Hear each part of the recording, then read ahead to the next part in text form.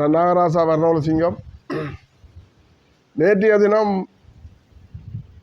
எங்களுக்கு ஒரு அறிவித்தல் ஒன்று வந்தது. ஆதியோயருடைய கடத்தொழிலாளர் கூட்டுறவு சங்கத்தின் செயலாளர் போன் எடுத்து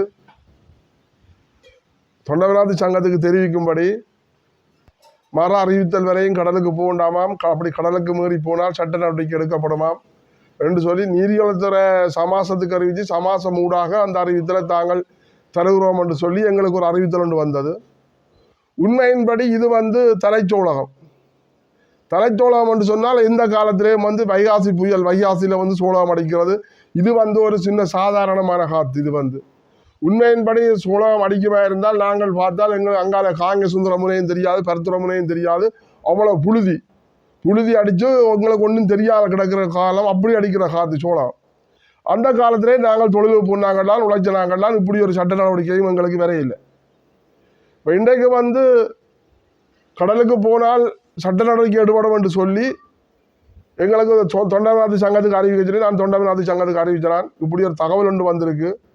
மர அறிவித்தல் வரையும் கடலுக்கு போக வேண்டாமாம் என்று சொல்லி அதுக்கு மீறினால் சட்ட நடவடிக்கை எடுக்கப்படுமாம் என்று சொல்லி ஒரு அறிவித்தல் ஒன்று சமாசம் ஊடாக எங்களுக்கு வந்திருக்குன்னு சொல்லி நான் சொன்னான். நீங்கள் எழுதி போடுங்க, ஆனால் தொழிலுக்கு யாரையும் மறிக்க வேண்டாம். நீங்கள் போட் விலையை எழுதி போடுங்க. மீனவரை நீங்கள் மறிக்க வேண்டாம். போகிற போட்டுக்கு போய் அவை கொண்டு நடந்தால் அவையே பொறுப்பேற்கட்டுக்கு நீங்கள் வெறும் மீனவரை மறிக்க வேண்டாம். ஏனென்று சொன்னால் இப்போதே வாழ்வாதாரத்தில் நாங்கள் இன்றைக்கு ஒரு நாளைக்கு உழைச்சி சாப்பிட இல்லாத ஒரு கட்டத்தில் இருக்கிறோம். மீன் இல்லை, கடலில் மீன் இல்லை. அடுத்தது எரிபொருளுக்கு விலையேறி கொண்டு போட்டுது. அப்போ நாங்கள் அன்றாடம் போய் உழைச்சா தான் எங்கள் இந்த வாழ்வாதாரம் போய் கொண்டிருக்கு. இன்றைக்கு இருந்து காத்தன்று சொல்லி பயந்து இருந்து தொழிலுக்கு போகாமல் கடைசியில் தொழிலுக்கு போய்த்தான் இன்றைக்கு 4 உறவுகளை நாங்கள் இழந்து போயிருக்கிறோம். இன்றைக்கு அதுகள் எங்கே என்ன நிலைமை என்று எங்களுக்கு தெரியல. அப்படியாக கொத்த கட்டத்தில் இருக்க திருப்பி நீங்கள் தொழிலுக்கு போனால் சட்ட நடவடிக்கை எடுப்பேன்னு சொன்னால் அப்படின்னு சொன்னால் நீங்கள் ஒவ்வொரு மக்களுக்கு கடத்தொழில் மக்களுக்குரிய வாழ்வாதாரத்துக்குரிய உணவை கொடுங்க. ஒரு கிழமைக்குரிய உணர்வுணவு அல்லது 2 நாளைக்குரிய உணர்வுணவை கொடுத்து நீங்கள் நிப்பாட்டுங்க. ஒன்றுமே இல்லை. கடத்தொழிலாளியை சாகடிச்சு கொண்டு திருப்பி நீங்கள் கடத்தொழிலாளியை தான் நீங்கள் திருப்பியும் சாகடிக்க. என்னென்னு சொன்னால் தீபா புயல் அடித்து இன்றைக்கு இவ்வளோ சேதங்கள் இன்றைக்கு எங்கட மக்களுக்கு கொண்டு போய் கொடுக்கப்படையில, அழிஞ்ச படகுகளுக்கு படகு கொடுக்கப்படையில, எல்லாரும் படம் எடுத்துனா படம் காட்டுச்சுன்னா எழுதி கொண்டு போச்சுன்னா இந்த அவங்களுக்கு வேறமென்று சொல்லி 1 வருஷம் ஆக போகுது. ஆனால் தென்னிலங்கையில் சகல பேருக்கும் கொடுப்பட்டது. தீவியா புயல்லாம் மஞ்சரிவில் இருந்தால் வீடு இடிஞ்சா என்ன வெள்ளம் பாதிக்கப்பட்டது. வெள்ளம் வீட்டில் போகிறவனுக்கு சும்மா தண்ணி மழை தண்ணி வீட்டை போனவனுக்கே நீங்கள் நிவாரணம் கொடுக்கப்பட்டது, பணம் கொடுக்கப்பட்டது, எல்லாம் கொடுக்கப்பட்டது. ஆனால் எங்கட மக்களுக்கு எதுவுமே கொடுக்கப்படையில்லை. திருப்பி நீங்கள் மாரறிவித்தல் வரையும் கடலுக்கு போக வேண்டாம். உண்மையின்படி அதை மீறி இன்றைய தொண்டவிநாதி சங்கத்திலிருந்து மீனவர்கள் தொழிலுக்கு எல்லாரும் போனவர்களால் மற்ற சங்கங்களையும் எல்லாடங்களும் ஒரு சில சங்கம் சட்ட நடவடிக்கை எடுப்ப வேண்டியதில் அந்த மக்கள் பயத்தில் இன்றைக்கு தொழிலுக்கு போயில்லை. ராத்திரி காத்தில்லை. ராத்திரி காத்தில்லாம் 10:30 மணிக்கு பிறகு காத்தே இல்லை. இன்றைக்கு போன மக்கள் தான் தொழிலுக்கு போன மக்கள் கொஞ்சம் உழைச்சி கொண்டு வந்திருக்கார்கள். மற்றவங்க எல்லாம் இன்றைக்கு அவன் வாழ்வாதாரத்தை யோசிப்பா இருக்கும். அந்த வீட்டிலிருந்து அதில் இந்த குடும்பத்தின் நிலைமையை யோசிப்பா இருக்கும். யார் கொடுக்குறது? உண்மையின்படி இன்றைக்கு மர அறிவித்தல் வரையும் போக வேண்டாம், போனால் சட்ட நடவடிக்கை எடுப்போம்னு சொல்லி நீதிவளத்துறையில் அறிவித்திருக்காது. கடைசி மட்டும் நீதிவளத்துறை சொல்லியிருக்காது. இது சமாசம் எடுத்த முடிவாகத்தான் இருக்கும் என்று என்னுடைய ஒரு ஊகம். ஏனென்று சொன்னால் நீதிவளத்துறை சொல்லி இருக்கும்.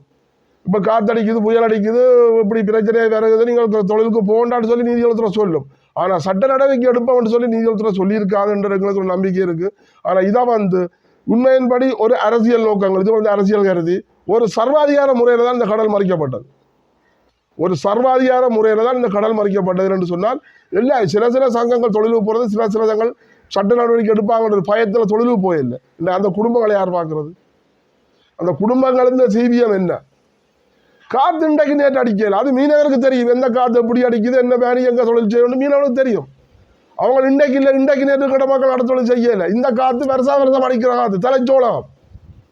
இது நோமலான காற்று. 100க்கு 100 அடிக்கல. என்னும் இது 100க்கு 50% 60% இல்லை. இந்த காற்று 100க்கு 100 காற்று அடிக்க நாங்கள் தொழில் செய்கிறாங்க.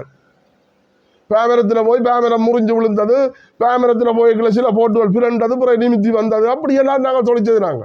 எங்கட தொழில் அப்படியாக தொழில். ஆனால் நீங்கள் என்னென்னு சொல்லியிருக்கணும்? மர அறிவித்தல் இப்படி காத்தடிக்க போது தொழிலுக்கு போகணும்னு சொல்லி அறிவித்தல் வந்திருக்குது.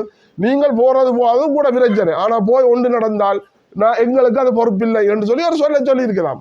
சர்வாதிகார முறையில் போனால் சட்ட நடவடிக்கை எடுப்போம் என்று சொல்லி அப்போ சரி இன்றைக்கு அறிவித்தல் போனவைக்கு என்ன செய்ய போறீர்கள் சட்ட நடவடிக்கை எடுப்பியணும் இன்றைக்கு நீங்கள் சொன்னதை மீறி இன்றைக்கு முழு பேர் முக்காவாசி தொழிலாளி நடந்து போனவன் ஒரு சில சங்கங்கள் பயத்தில் போயில்லை எல்லாரும் போனவன் இங்கே ஏழு மட்டாயிரம் சட்ட நடவடிக்கை எடுக்க பார்ப்போம் உங்களால் முடிஞ்சால் நீங்கள் சட்ட நடவடிக்கை எடுங்க இப்படி கலைக்கிற நீங்கள் மக்கள் இந்த வாழ்வாதாரத்தை பார்த்து வாழ்வாதாரத்தை கொடுத்துட்டு தான் நீங்கள் கலைக்கணும் அப்போ இன்றைக்கு யோசிப்பா இருக்கும் எங்கள் கடத்தொழில் மக்கள் தான் நிலைமையை யோசிப்பா இருக்கும் எல்லாத்துக்கும் விலையேறிடுது எரிபொருளுக்கும் விலையேறிடுது இனிமேல் எதை பார்த்து கொண்டு நாங்கள் இருக்கிறோம் 10 லிட்டர் மண்ணெண்ணெய் அடித்தா நாங்கள் எப்படியாவது குறைஞ்சது ஒரு 10,000 ரூபா உழைக்கணும் 10 லிட்டர் மண்ணெண்ணெய் எங்களுக்கு சிலவு வந்து 3,500 4,000 ரூபா இந்த காத்துல கஷ்டப்பட்டு வரைக்கும் 10,000 ரூபா ஆனால் 10,000 ரூபா உழைக்கிற நிலைமையில் இன்றைக்கு எங்கட மக்கள் இருக்கிறேன் அதை நீங்கள் மறைக்கிறீர்கள் தயவு செய்து இப்படியா கொத்த சர்வாதிகார முறையில் சட்ட நடவடிக்கை என்ற கதை எல்லாத்தையும் விட்டுட்டு இன்றைக்கு அரசாங்கம் அறிவிச்சிருக்கு காற்று போய் அடிக்க போது மீனவர்கள் தொழிலுக்கு போனான்னு சொன்னால் நீங்கள் அறிவிங்க அது மீனவருக்கு தெரியும் போகிறது போகாது மீனவருக்கு தெரியும் அவங்களோட வாழ்வாரத்தை அவங்க எல்லாம் காப்பாற்றணும் தயவு செய்து இனிமையாக இப்படி சர்வாதிகார முறையில் தயவு செய்து மக்களுக்கு அறிவித்தல் கொடுக்காமல் தயவான முறையில் சொல்லுங்க காத்தடிக்க போதும் மர அறிவித்தல் வரையும் கடலுக்கு போனான்னு சொல்லி அறிவித்தல் வந்திருக்கு இனிமேல் அது சங்கங்கள் மக்கள் இடத்துல முடிவேன்னு சொல்லி தயவு செய்து அப்படியாக இந்த வசனத்தை விட்டு சட்ட நடவடிக்கை பண்ண வசனங்களை விட்டுட்டு தயவு செய்து இனிமேல் தன்னும் எந்தெந்த மக்களை நல்ல நல்ல நிலையில